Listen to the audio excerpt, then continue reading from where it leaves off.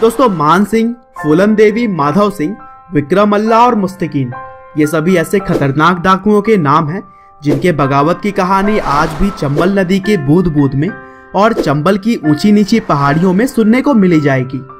इन खूंखार डाकुओं ने चंबल की घुमावदार और टेढ़ी मेढ़ी पहाड़ियों में पनाह ले रखी थी।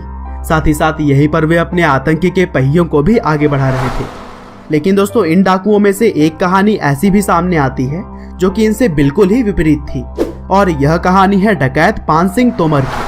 पान सिंह ने अपने जीवन के शुरुआती दौर में लोगों का प्यार और सम्मान जीता, लेकिन वहीं उम्र के दूसरे दौर में उन्हें लोगों की नफरत के बीच और एक बागी की तरह अपना जीवन बिताना पड़ा। तो चलिए दोस्तों, आज हम जानते हैं कि किस तरह से देश का एक जांबाज सिपाही बगावत की राह पर चल पड़ा और आगे जाकर बना मोस्ट वांटेड डकैत पान सिंह तोमर।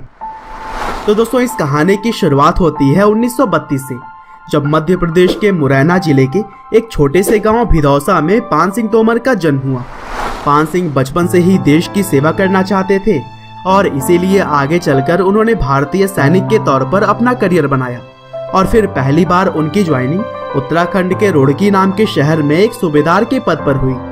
और दोस्तों सेना को ज्वाइन करने के बाद से ही उन्हें यह पता चला कि वे एक सिपाही होने के साथ साथ एक बेहतर एथलीट भी हैं। दरअसल उनमें बिना थके हुए बहुत दूर तक दौड़ने का खास टैलेंट मौजूद था और इसी वजह से उन्हें लंबे दौड़ के खेल के लिए तैयार किया गया। और फिर सेना में रहकर उन्होंने न सिर्फ एक सिपाही होने का फर्ज निभाया, बल्कि एक होनहार खिलाड़ी के रूप में नेशनल और इंटरनेशनल रेसेस को जीतकर देश का नाम भी रोशन किया। पान सिंह ने 1958 में टोक्यो के एशियन गेम्स में इंडिया को रिप्रेजेंट किया था और वे 7 सालों तक स्टीपल चेजिंग के नेशनल चैंपियन भी रहे थे। साथ ही उन्होंने 9 मिनट 2 सेकेंड्स में 3000 मीटर की दौड़ का बेहतरीन रिकॉर्ड बनाया था, जिसे कि अगले 10 सालों तक कोई भी नहीं तोड़ सका था। और खेल में उनकी बेहतरीन सफलता को देखते हुए 1962 और 1965 में हुए युद्ध में भी उन्हें लड़ने की परमिशन नहीं मिली, क्योंकि शायद देश इस जाबाज खिलाड़ी को कभी भी नहीं खोना चाहता था।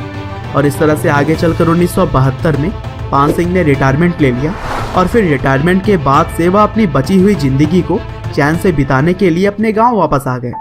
लेकिन गांव वापस आने के बाद से वहां के एक दबंग बाबू सिंह के साथ उनका जमीनी विवाद हो गया। दरअसल बाबू सिंह पूरे गांव पर अपना धाक जमा कर रखता था और उसके पास लोगों को डराने के लिए 7 लाइसेंसी बंदूकें भी थी।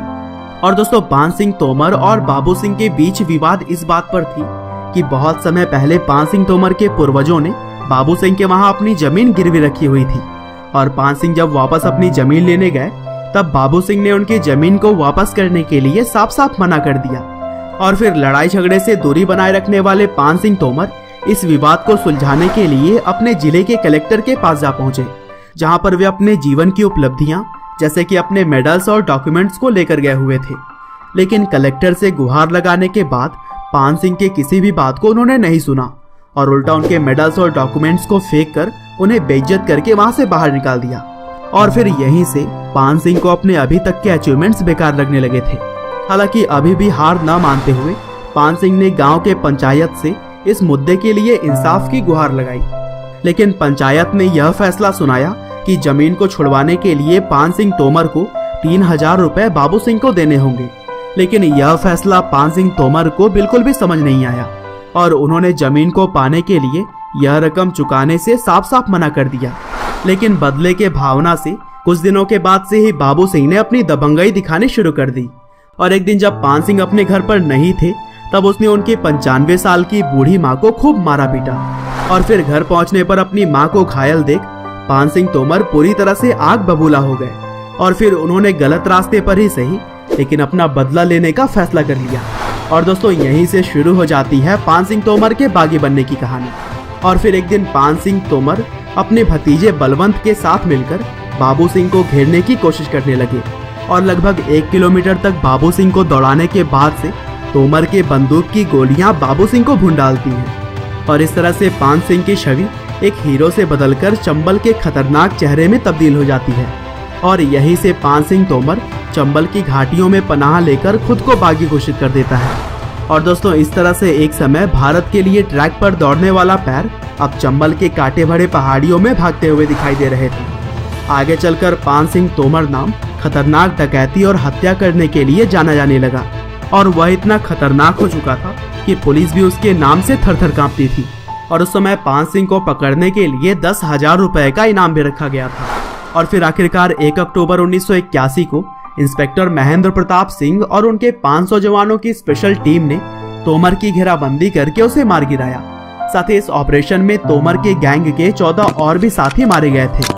और दोस्तों आपको बता दें कि यह गन फाइट लगभग 12 घंटे तक चली थी और पान सिंह तोमर की खबर मोतीराम नाम के एक आदमी ने पुलिस को दी थी। और दोस्तों इस तरह से यहीं पर खत्म हो जाती है एक जांबाज सिपाही, लाजवाब खिलाड़ी और एक बागी की कहानी।